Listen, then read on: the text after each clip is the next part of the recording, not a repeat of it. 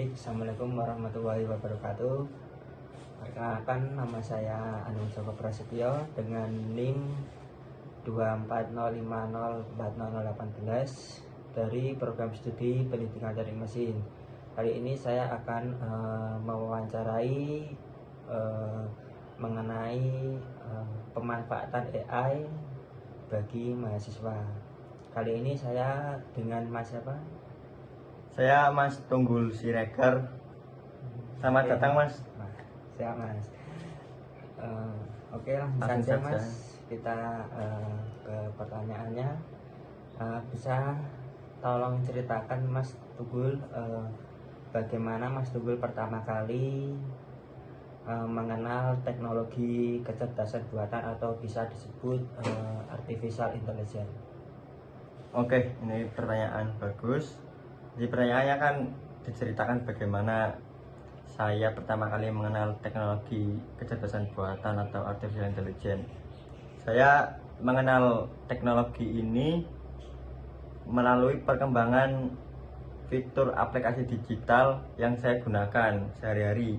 Awalnya saya tidak terlalu menyadari fitur-fitur rekomendasi video, fitur navigasi, autocorrect, kemudian bagian dari AI.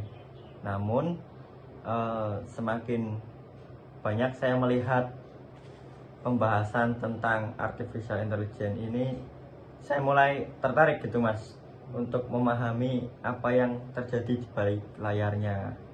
Kemudian dari tadi ketertarikan itu muncul semakin tumbuh ketika saya mencoba seperti beberapa platform yang mungkin kita berinteraksi seperti ChatGPT, Gemini, dan lain-lain.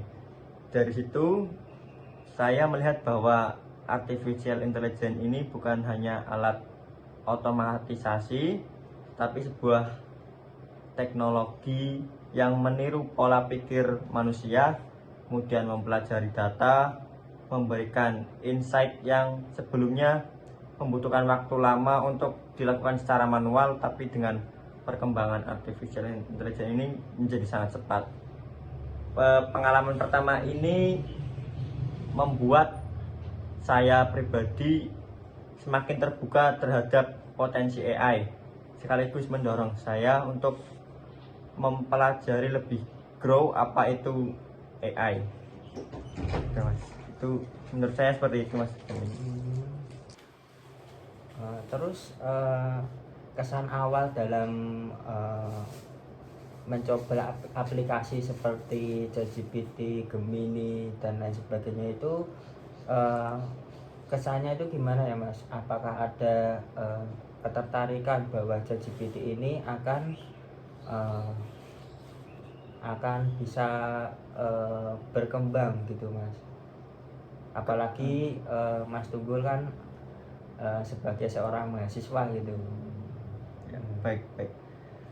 Kesan pertama saya jelas ini speechless ya. Mungkin dulu kita googling kalau soal-soal tugas dijawab oleh Brainly biasanya, kemudian ada Wikipedia, tapi sekarang bisa sangat objektif sekali.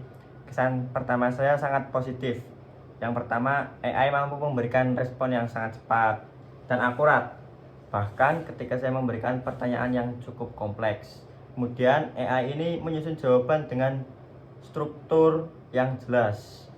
Hal ini membantu saya sendiri menyadari bahwa teknologi ini benar-benar bisa menjadi partner belajar yang efektif. Namun ada, semuanya itu dualisme ya teman-teman, ada sisi baik, ada sisi buruknya. Di sisi lain, saya juga merasakan perlunya bersikap kritis. Tidak semua jawaban AI itu sesuai dengan konteks. Ada beberapa bagian yang harus saya cross check melalui buku ataupun sumber terpercaya.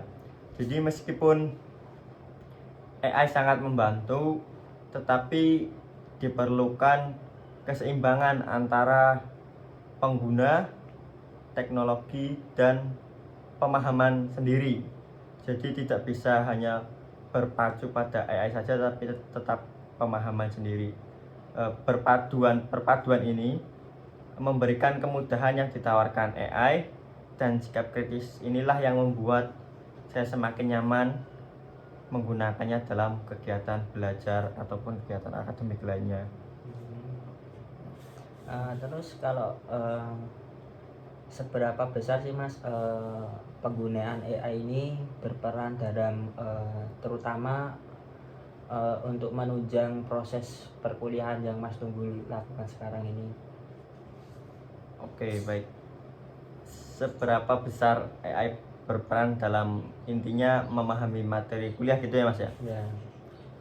Menurut saya AI berperan cukup besar dalam membantu saya untuk memahami materi kuliah yang rumit. Ada beberapa kuliah yang konsepnya menurut saya cukup abstrak ya Mas, dan AI membantu menerjemahkan teori tersebut menjadi penjelasan yang lebih konkret. Misalnya ketika saya belajar tentang konsep tertentu yang biasanya dijelaskan dengan bahasa yang berat dan akademis gitulah Mas, AI dapat menyederhanakan dengan istilahnya bahasa bayi tanpa kalimat menghilangkan inti materinya. Kemudian selain itu, artificial intelligence dapat memberikan contoh aplikatif yang relevan dengan kehidupan sehari-hari. Ini dapat membantu saya pribadi menangkap hubungan antara teori dan implementasi. Terkadang saya juga sering meminta AI membuatkan seperti analogi ataupun ilustrasi yang sederhana. Menurut saya cara ini cukup membantu ya Mas, karena tidak semua dosen sempat memberikan contoh secara mendalam di kelas.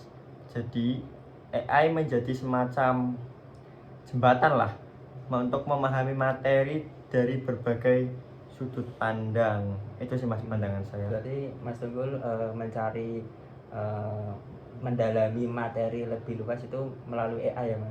Ya. Terus kalau sejauh apa sih Mas AI itu membantu dalam meningkatkan misalnya itu dalam menghemat waktu, memperjelas konsep atau menyediakan sumber belajar, itu gimana Mas? Oke. Apakah AI itu sangat membantu sekali atau gimana itu? Bagaimana pengalamannya? Tadi kan pertanyaannya intinya untuk meningkatkan efisiensi kita ya Mas dalam belajar. AI atau artificial intelligence menurut saya sangat berkontribusi besar dalam meningkatkan efisiensi belajar. Karena apa? Salah satu manfaat terbesar adalah kemampuan AI dalam merangkum informasi. Misalkan dosen memberikan kita materi dalam bentuk video yang cukup panjang, 1 jam, 2 jam, AI bisa merangkum informasi tersebut dengan sangat cepat dalam hitungan menit. Kemudian ketika saya harus membaca materi yang cukup panjang, AI juga bisa membantu membuat ringkasan awal sehingga saya tahu poin-poin utama yang harus difokuskan. Ini membuat proses belajar menjadi lebih terstruktur Mas. Selain itu, artificial intelligence ini membantu saya dalam mempercepat pencarian referensi. Mungkin Mas tahu dulu kan kalau mencari referensi kita harus ke perpustakaan, membaca buku. Namun AI saat ini dapat mempercepat hal itu. Daripada harus membuka banyak artikel, saya bisa mulai dengan gambaran umum yang diberikan AI, lalu memperdalamnya melalui sumber akademik. AI juga membantu saya memperjelas bagian yang membingungkan dalam waktu singkat. Jika biasanya saya membutuhkan waktu mungkin berjam-jam bahkan berhari-hari untuk memahami suatu konsep yang diberikan oleh pengajar, ini prosesnya jauh lebih efisien dan singkat. Yang tidak kalah pentingnya, yang perlu digarisbawahi yaitu AI menyediakan variasi penjelasan. Jika penjelasan pertama belum saya pahami, saya dapat meminta versi lain. misalnya dalam bentuk tabel, contoh kasus, ataupun penjelasan bertahap yang fleksibilitas seperti ini sangat bermanfaat bagi saya pribadi ataupun mungkin mahasiswa lain, dan bukan hanya mahasiswa, pelajar, pekerja. Ini sangat general sih, lebih ke general. Terus kan Mas Tugu sebagai mahasiswa kan tentunya pernah membuat yang namanya seperti karya tulis ilmiah, makalah dan lain sebagainya. Nah itu menurut Mas Tunggu sendiri itu penggunaan AI ini dapat memunculkan risiko seperti plagiarisme atau ketergantungan berlebihan. Bagaimana Mas Tunggul mengatasinya? Tanggapan saya tadi kan, setiap teknologi pasti mempunyai sisi negatif dan positifnya. Resiko tersebut memang nyata. Plagiarisme dapat terjadi jika seseorang hanya menilai langsung dari AI tanpa pemahaman, misalkan langsung copy paste gitu mas. Ketergantungan ini juga bisa muncul ketika kita terlalu nyaman dan akhirnya mengabaikan proses berpikir. Saya melihat ini sebagai dua tantangan utama yang harus dikelola dengan bijak. Kemudian untuk mengatasinya, saya menerapkan bahwa prinsip AI hanyalah alat bantu, bukan pengganti. Setiap kali saya menggunakan AI, saya tetap menulis ulang dengan gaya bahasa saya sendiri mas. Itu cara saya untuk mengatasi plagiarisme dan ketergantungan tadi, dengan menuliskan ulang dengan bahasa saya sendiri dan menyesuaikan dengan pemahaman pribadi. Dan kita bisa tambah-tambah, ada yang kurang lengkap, tambah dengan pemahaman pribadi. Dan juga saya membiasakan diri untuk membaca ulang materi dari buku, jurnal, ataupun catatan kuliah agar referensi saya tetap seimbang. Selain itu, ketika mempergunakan artificial intelligence, artinya saya selalu memastikan untuk mengecek keakuratan informasi ini. Penting karena beberapa jawaban AI bisa saja tidak sepenuhnya tepat atau kurang relevan dengan konteks akademik tertentu. Dengan mengombinasikan informasi ini dari sumber AI ataupun sumber ilmiah, saya dapat mengurangi risiko kesalahan dan tetap mempertahankan kualitas berpikir kritisnya. Secara garis besarnya kita harus bisa menyeimbangkan dari sumber ilmiah yang dibaca diri sendiri ataupun pemahaman diri sendiri dan informasi AI, dan ditulis dengan gaya bahasa kita sendiri. Berarti dengan adanya AI ini kita bukan berarti kita bisa copy paste ya mas, berarti kita harus meng-cross check ulang apakah ini benar atau enggak, karena kan yang tadi Mas Tunggal katakan kan bahwa AI itu membantu, bukan membantu agar mudah gitu ya mas Ya. Terus pertanyaan terakhir ini mas, kendala terbesar yang Mas Tunggul alami ketika menggunakan AI itu apa ya mas? Sebagai Mas Tunggul kan mahasiswa, otomatis kan mempunyai kendala seperti penggunaan AI itu gimana mas? Kendala terbesarnya itu misalkan kita memberikan prompt ataupun perintah yang cukup kompleks.